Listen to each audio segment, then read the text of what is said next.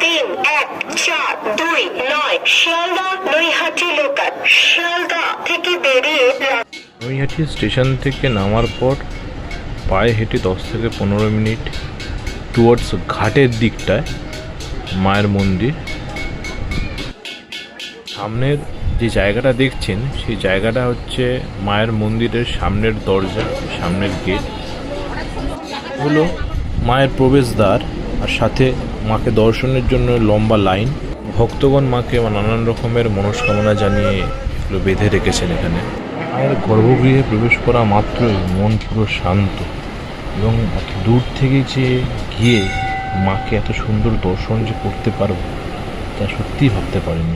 মূল মূর্তির পাশে রাধা গোবিন্দের মূর্তি রাখা আছে, আর বারবার একটাই খালি কথা বলতে হবে, ধর্ম হোক যার যার, বড় মা সবার।